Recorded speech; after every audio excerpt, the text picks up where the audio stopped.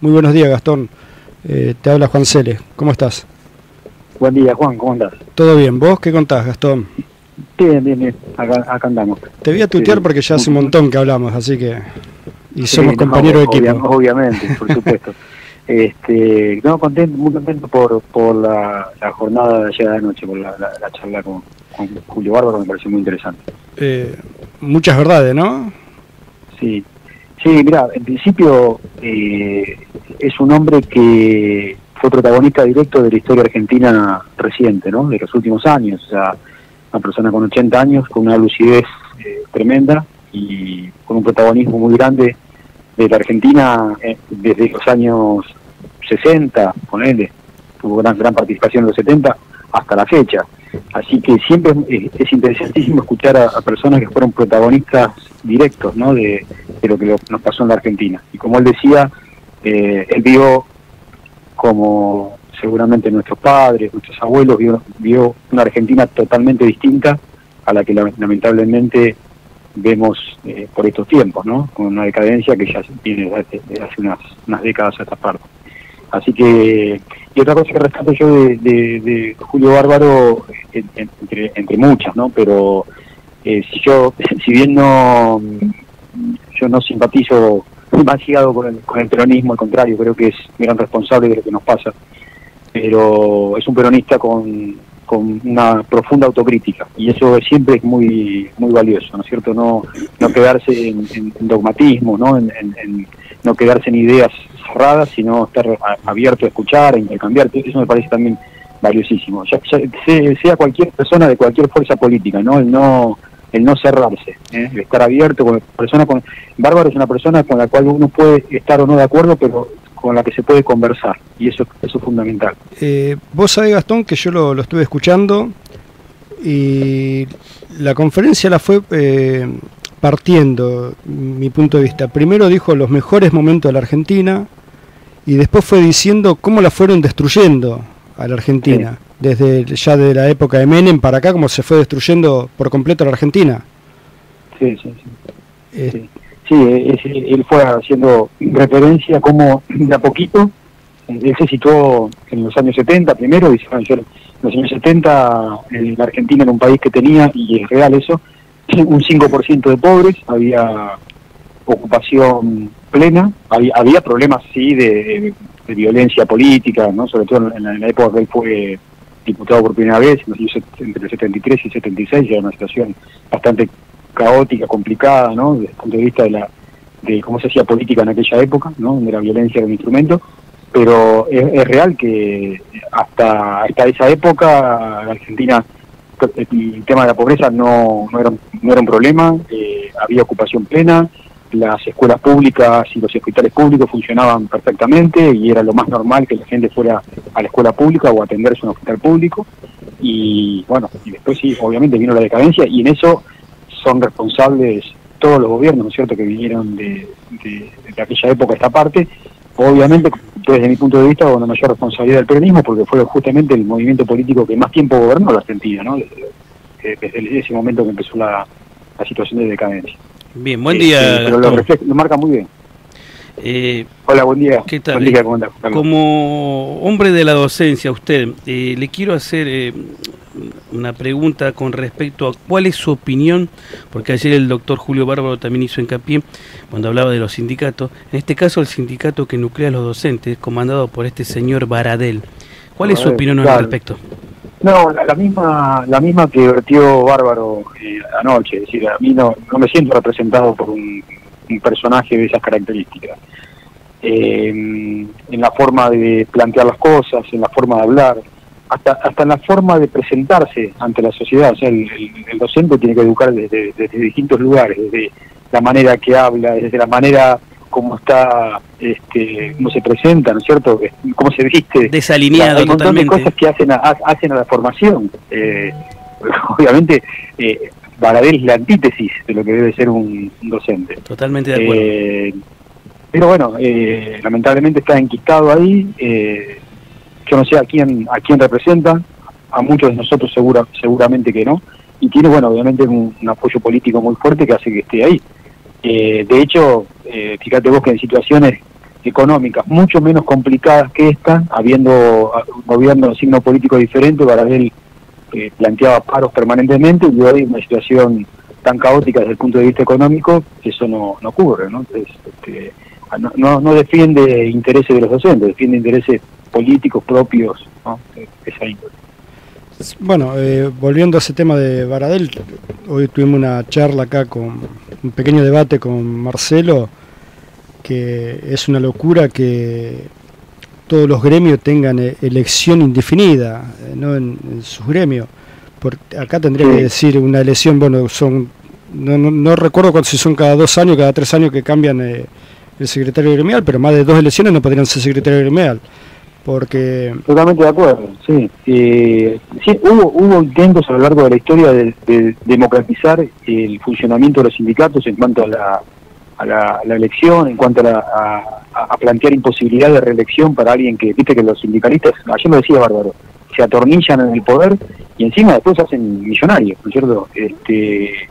Se intentó en algún momento, mira, yo me acuerdo en la época del gobierno de Ilia, el gobierno de Alfonsín se volvió a intentar hacer una reforma que implicara una mayor democratización de los sindicatos y de transparencia de los fondos que manejan los sindicatos, para que los afiliados sepan, ¿no?, en qué se usa la plata que les cuentan.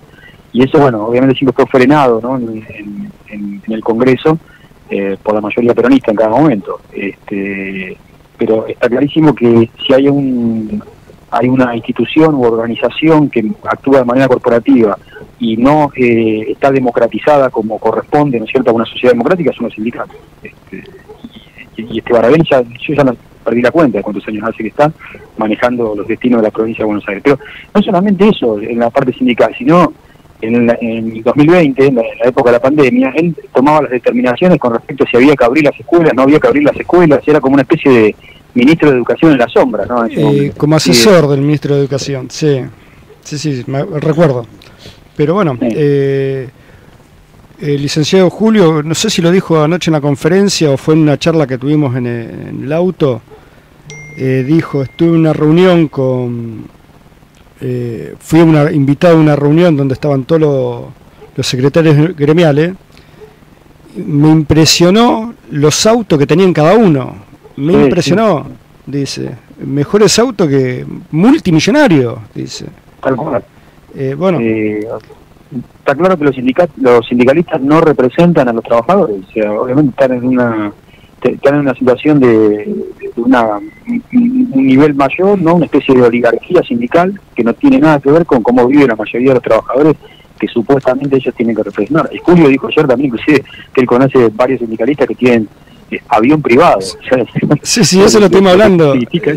Avión privado, se dio a conocer la mansión que tiene en un country Moyano, una mansión.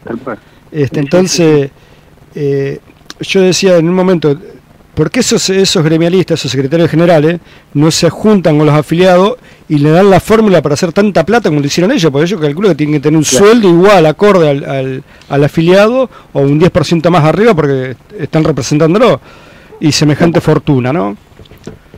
Sí, y no pasa en otras partes del mundo, o sea, no pasa en otras partes del mundo. Los trabajadores miran muy bien a quién lo representa y no se enquistan en el poder de esa manera. O sea, acá en Argentina es como algo que es difícil de desterrar, ¿no? Como que no es parte del poder en la Argentina con el cual hay que negociar. Fíjate que estos sindicalistas estuvieron con el gobierno militar, estuvieron en la época de Alfonsín, estuvieron en la época de Menem y llegaron hasta hoy muchos de ellos, ¿no? Son gente grande y pero están ahí enquistadas. Sí, seguro. A ver, Moyano, representa a los camioneros. Y él tiene una empresa de recolección de residuos. ¿Cómo puede ser que un empresario represente a los camioneros? A ver, no se entiende.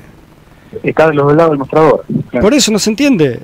Así que bueno, Marcelo, ¿tenés algo más para Gastón? Así lo liberamos, pobre, porque hoy sábado él está trabajando también. Sí, conociéndolo de que entró en nuestro espacio, una admiración por él y bueno, y dijo él siendo un docente al que no se siente representado por este personaje, estoy totalmente de acuerdo. Y aparte me quedé con el último párrafo, su apariencia muy desalineada, con esa barba, con ese pelo largo, y bueno, y un personaje nefasto. Así que bueno, saludarlo al profesor y que tenga un buen fin de semana.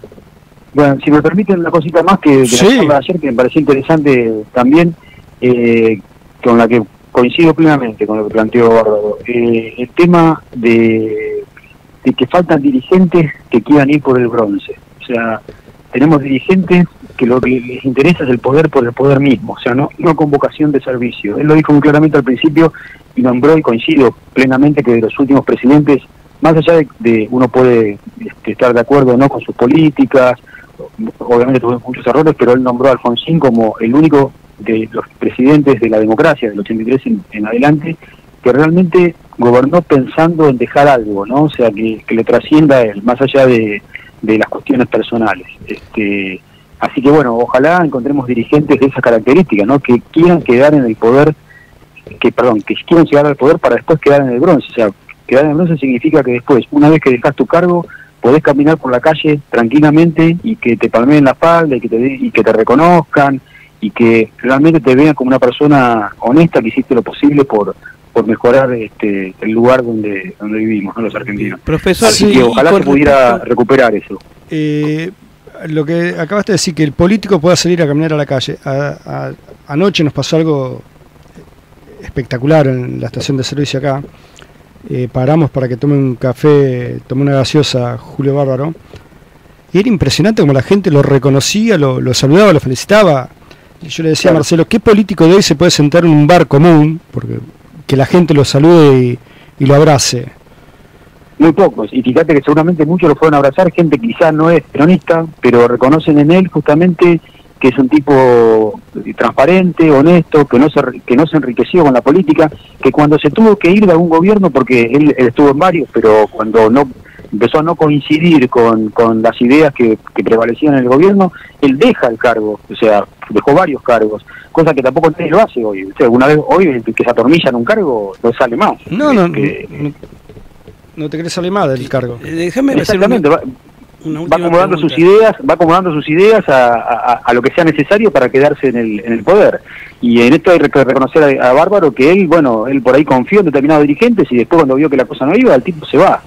Entonces es normal, me parece, que la gente lo reconozca y lo salude en la calle porque ve por lo menos eso en él, ¿no? La transparencia, la honestidad, ese sentido común que tiene que ver con, hay algo que se llama honestidad intelectual, ¿no? O sea, el tipo seguramente reconocerá que se equivocó en acompañar a tal o cual gobierno, pero hace la autocrítica y lo dice. En cambio, nosotros escuchamos todo el tiempo videos o comentarios que hizo Alberto Fernández hace unos años atrás, o Massa hizo unos años atrás, y esos archivos, ellos no hablan de esos archivos, jamás hacen una autocrítica por lo que dijeron, jamás explican a la sociedad por qué hablaron de esa manera en ese momento y por qué cambiaron, hicieron este viraje tan grande, ¿no? Después, posteriormente. Bueno, Bárbaro es un tipo que tiene honestidad intelectual, un tipo que reconoce, si cometió errores, al tomar decisiones políticas lo reconoce. Eso y honesto, bueno. Entonces creo que eso lo hace que la gente lo valore, y bueno, vos fuiste testigo ayer, entonces cómo lo saludaron. Sí, la verdad que me sorprendió. Profesor, le hago una última pregunta. Usted dijo, y eso es verdad, que él, aparte de Julio Bárbaro, tener una autocrítica, que eso es muy fundamental en un ser humano, saber reconocer los errores. Y él dijo que tiene que aparecer un político que vaya por el bronce. Y él nombró dos personas, Sí. dos precandidatos. Una es Patricia Bullrich y el otro Facundo Manés. Y yo le quería hacer una pregunta a usted. ¿Usted qué opina con respecto a estos dos precandidatos a la presidencia? ¿Cómo los ve? Mira, Manés habrá que ver cómo anda en la política, pero Manés es una persona intelectualmente brillante, un académico de fuste en el tema de las neurociencias, y yo siempre celebro que la gente preparada y formada quiera meterse en el barro de la política.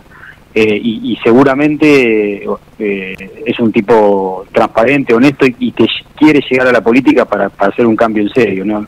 O sea, Manés no necesita fama porque él tiene una gran fama como neurocirujano, como especialista en neurociencia, así que ojalá, yo celebro que todos puedan estar integrados en un gobierno. O sea, realmente me gusta Manés, más allá de alguna declaración que pudo haber generado polémicas o cuestionamientos, bueno, pero valoro que un tipo como él, tan preparado y formado, quiera entrar en la política. Y después Patricia Bullrich La verdad que también me gusta como candidata, me gusta su forma de ser, me gusta que creo, ojalá no me equivoque, que si llega a ser presidente tiene convicciones muy firmes y las va a llegar a dar hasta las últimas consecuencias, y es una persona también con autocrítica. Patricia Bullrich no es nueva en la política, pero siempre hizo autocrítica de su pasado, ¿no?